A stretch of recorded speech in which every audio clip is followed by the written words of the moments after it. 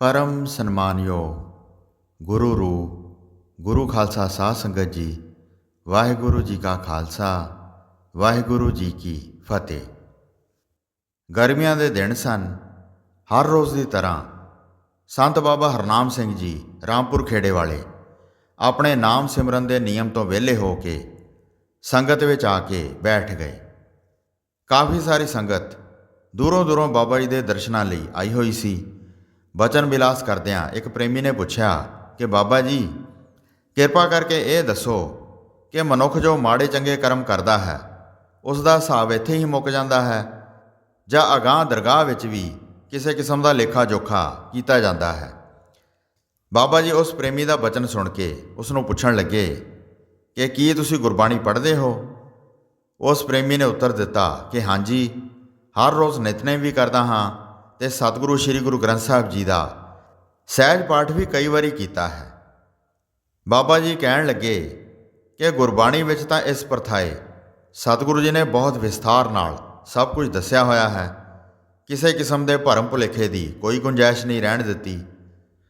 ਉਸ ਪ੍ਰੇਮੀ ਨੇ ਮੁੜ ਫੇਰ ਕਿਹਾ ਕਿ ਬਾਬਾ ਜੀ, ਪੜ੍ਹਿਆ ਤਾਂ ਸਭ ਕੁਝ ਹੈ, ਪਰੰਤੂ ਜਿਸ ਬਾਣੀ ਵਿੱਚ ਧਰਮ ਰਾਏ, ਲੇਖੇ ਜੋਖੇ ਜਾਂ ਮਿਲਣ ਵਾਲੀਆਂ ਸਜ਼ਾਵਾਂ ਆਦਿਕ ਦਾ ਵਰਣਨ ਹੁੰਦਾ ਹੈ, ਵਿਦਵਾਨ ਲੋਕ ਉਸ ਬਾਣੀ ਨੂੰ ਭਿਆਨਕ ਬਾਣੀ ਦੱਸਦੇ ਹਨ ਕਿ ਇਹ ਤਾਂ ਕੇਵਲ ਜੀਵ ਨੂੰ ਮਾੜੇ ਕਰਮਾਂ ਤੋਂ ਹਟਾਉਣ ਹਿੱਤ ਤੇ ਡਰਾਉਣ ਵਾਸਤੇ ਹੀ ਸਤਿਗੁਰੂ ਜੀ ਨੇ ਰਚੀ ਹੈ।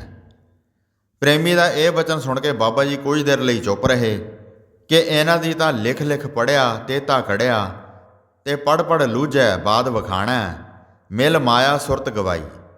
ਇਹ ਵਾਲੀ ਗੱਲ ਹੈ। ਇਹਨਾਂ ਕਰਨੀ ਤੋਂ ਹੀਣੇ ਫੋਕੇ ਵਿਦਵਾਨਾਂ ਨੇ ਤਾਂ ਜੀਵਾਂ ਨੂੰ ਕਰਾਹੇ ਪਾ ਰੱਖਿਆ ਹੈ। ਬਸ ਇਹ ਜਗ ਮਿੱਠਾ ਅਗਲਾ ਕਿਨ ਡਿੱਠਾ, ਇਹ ਆ ਕੇ ਲੁਕਾਈ ਨੂੰ ਮਾੜੇ ਪਾਸੇ ਲਾ ਕੇ ਪਰਮੇਸ਼ਰ ਤੋਂ ਦੂਰ ਕਰ ਰਹੇ ਹਨ।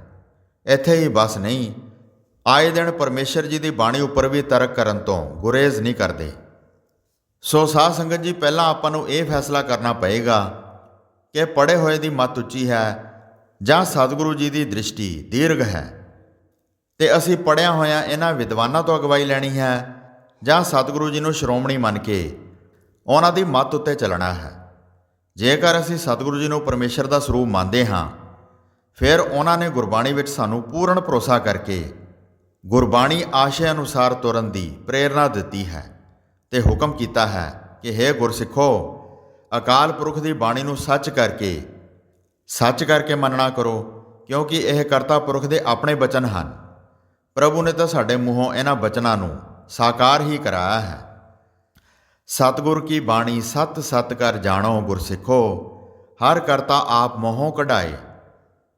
ਤੇ ਰਾਮਕਲੀ ਰਾਗ ਵਿੱਚ ਪੰਜਵੇਂ ਪਾਤਸ਼ਾਹ ਫਰਮਾਨ ਕਰਦੇ ਹਨ ਕਿ ਹੇ ਜਗਿਆਸੂਓ, ਉਸ ਕਰਤੇ ਦੇ ਪਿਆਰੇ ਸਤਿਪੁਰਖਾਂ ਸੰਤ ਜਨਾਂ ਦੀ ਸੱਚੀ ਸਿੱਖਿਆ ਸੁਣੋ, ਕਿਉਂਕਿ ਉਹ ਆਪਣੇ ਮੁਖਾਰਬਿੰਦ ਤੋਂ ਉਹ ਹੀ ਬੋਲਦੇ ਹਨ ਜੋ ਉਹਨਾਂ ਨੇ ਆਪਣੀਆਂ ਅੱਖਾਂ ਨਾਲ ਵੇਖਿਆ ਹੁੰਦਾ ਹੈ।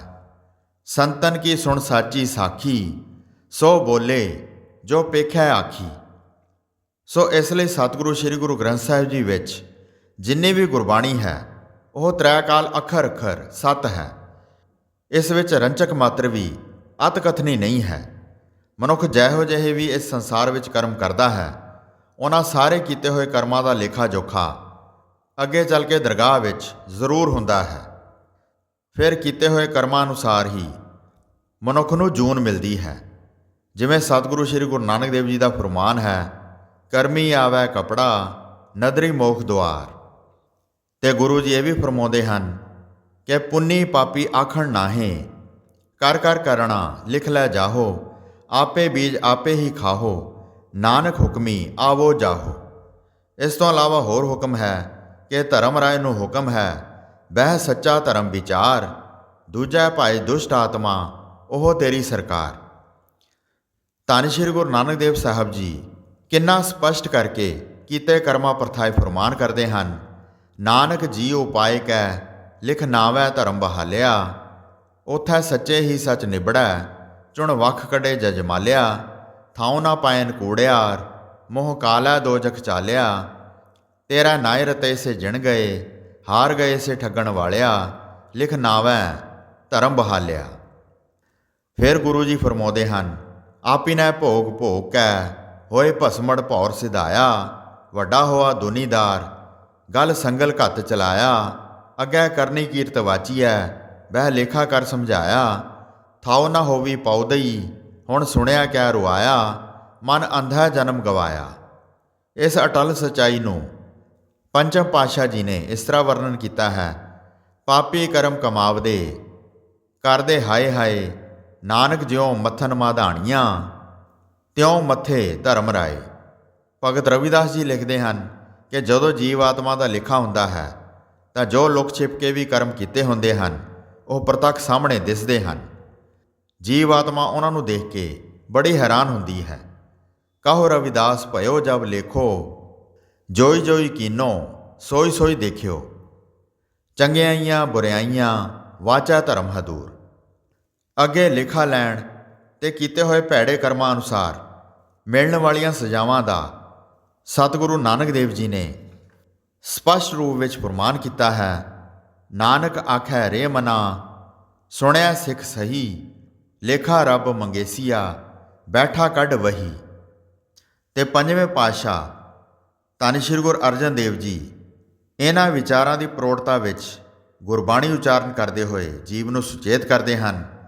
ਬਿਰਖਾ ਹੇਠ ਸਭ ਜਾਂਤੇ ਇਕੱਠੇ, ਇੱਕ ਤੱਤੇ ਇੱਕ ਬੋਲਣ ਮਿੱਠੇ, ਅਸਤ ਉਦੋਤ ਭਇਆ ਉੱਠ ਚੱਲੇ, ਜਿਉਂ ਜਿਉਂ ਔਦ ਵਿਹਾਣੀਆਂ, ਪਾਪ ਕਰੇਦੜ ਸਰ ਪਰ ਮੁੱਠੇ, ਅਜ਼ਰਾਈਲ ਫੜੇ ਫੜ ਕੁੱਠੇ, ਦੋਜਕ ਪਾਏ ਸਿਰਜਣ ਹਾਰੈ, ਲੇਖਾ ਮੰਗੈ ਬਾਣੀਆਂ।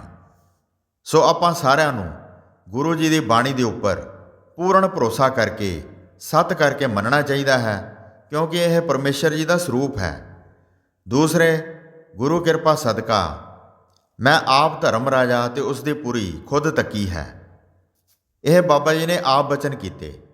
ਜਿਵੇਂ ਜਿਵੇਂ ਧਰਮ ਰਾਜ ਦੇ ਹੁਕਮ ਨਾਲ ਮੰਦਕਰਮੀ ਜੀਵਾਂ ਨੂੰ ਆਪਣੇ ਕੀਤੇ ਕਰਮਾਂ ਦੀਆਂ ਸਜ਼ਾਵਾਂ ਭੁਗਤਣੀਆਂ ਪੈਂਦੀਆਂ ਹਨ, ਉਹ ਵੀ ਸਾਰਾ ਹਾਲ ਅੱਖੀਂ ਦੇਖਿਆ ਹੈ। ਪੁਰਾਤਨ ਗ੍ਰੰਥਾਂ ਵਿੱਚ ਲਿਖਿਆ ਹੈ ਕਿ 28 ਪ੍ਰਕਾਰ ਦੇ ਨਰਕ ਹੁੰਦੇ ਹਨ ਤੇ ਉਹਨਾਂ ਦੀਆਂ ਭਿਆਨਕ ਸਜ਼ਾਵਾਂ ਹੁੰਦੀਆਂ ਹਨ। ਉੱਥੇ ਸੂਖਮ ਸਰੀਰ ਰਾਹੀਂ ਆਤਮਾ ਜੋ ਦੁੱਖ ਭੋਗਦੀ ਹੈ ਉਹ ਦੱਸੇ ਨਹੀਂ ਜਾ ਸਕਦੇ। ਇਸ ਵਾਰਤਾਲਾਪ ਸਮੇਂ ਬਾਬਾ ਜੀ ਨੇ ਕੁਝ ਇੱਕ ਸਜ਼ਾਵਾਂ ਦਾ ਵੇਰਵਾ ਵੀ ਦਿੱਤਾ ਕਿ ਕਿਵੇਂ ਇਸ ਜੀਵ ਆਤਮਾ ਨੂੰ ਤੰਗ ਤੇ ਭੀੜੇ ਰਸਤਿਆਂ ਵਿੱਚ ਦੀ ਲੰਘਣਾ ਪੈਂਦਾ ਹੈ ਤੇ ਮੰਦ ਕਰਮੀਆਂ ਨੂੰ ਕਿਵੇਂ ਅੱਗ ਵਰਗੇ ਤੱਤੇ ਥੰਮਾਂ ਨਾਲ ਲਾਇਆ ਜਾਂਦਾ ਹੈ। ਤੇ ਕੁੰਭੀ ਨਰਕ ਬਾਰੇ ਵੀ ਬਾਬਾ ਜੀ ਨੇ ਦੱਸਣਾ ਕੀਤਾ। ਬਾਬਾ ਜੀ ਨੇ ਦੱਸਿਆ ਕਿ ਹਰੇਕ ਮਾੜੇ ਕਰਮ ਦੀਆਂ ਅਲੱਗ-ਅਲੱਗ ਸਜ਼ਾਵਾਂ ਨਿਯੁਕਤ ਹਨ ਜੋ ਕਿ ਜੀਵ ਆਤਮਾ ਨੂੰ ਜ਼ਰੂਰ ਭੋਗਣੀਆਂ ਪੈਂਦੀਆਂ ਹਨ। ਅਜਿਹਾ ਦ੍ਰਿਸ਼ ਇੱਕ ਵਾਰੀ ਨਹੀਂ ਕਈ ਵਾਰੀ ਦੇਖਿਆ ਹੈ। ਅਗਾਂਹ ਬਾਬਾ ਜੀ ਨੇ ਬਚਨ ਕੀਤਾ ਕਿ ਇਸ ਦੇ ਉਲਟ ਜੋ ਜੀਵ ਗੁਰੂ ਕਿਰਪਾ ਸਦਕਾ ਗੁਰੂ ਜੀ ਦੀ ਸ਼ਰਨ ਨੂੰ ਗ੍ਰਹਿਣ ਕਰਕੇ ਗੁਰੂ ਵਾਲੇ ਬਣ ਜਾਂਦੇ ਹਨ ਤੇ ਗੁਰੂ ਹੁਕਮ ਅਨੁਸਾਰ ਗੁਰ ਕਹਿਆ ਸਾਕਾਰ ਕਮਾਵੋ ਦੇ ਧਾਰਨੀ ਬਣ ਜਾਂਦੇ ਹਨ, ਉਹਨਾਂ ਦਾ ਵਾਸਤਾ ਧਰਮ ਰਾਜੇ ਨਾਲੋਂ ਟੁੱਟ ਜਾਂਦਾ ਹੈ। ਜਿਸ ਨੂੰ ਕਿਰਪਾ ਕਰੇ ਤਿਸ ਗੁਰ ਮਿਲੈ, ਸੋ ਹਰ ਗੁਣ ਗਾਵੈ, ਧਰਮ ਰਾਏ ਤਿਨ ਕਾ ਮਿੱਤ ਹੈ, ਜਮ ਮਗ ਨਾ ਪਾਵੈ, ਹਰ ਨਾਮ ਧਿਆਵੈ ਦਿਨ ਸਰਾਤ, ਹਰ ਨਾਮ ਸਮਾਵੈ। ਤੇ ਉਹ ਹਰੀ ਪਰਮੇਸ਼ਰ ਜੀ ਵਿੱਚ ਹੀ ਨਾਮ ਜਪ ਦੁਆਰਾ ਅਭੇਦ ਹੋ ਜਾਂਦੇ ਹਨ। ਜਿਨ ਕੋ ਕਿਰਪਾ ਕਰੀ ਜਗਜੀਵਨ, ਹਰ ਉਰ ਧਾਰੋ ਮਨ ਮਾਝਾ, ਧਰਮ ਰਾਏ ਦਰ ਕਾਗਦ ਫਾਰੇ, ਜਨ ਨਾਨਕ ਲੇਖਾ ਸਮਝਾ।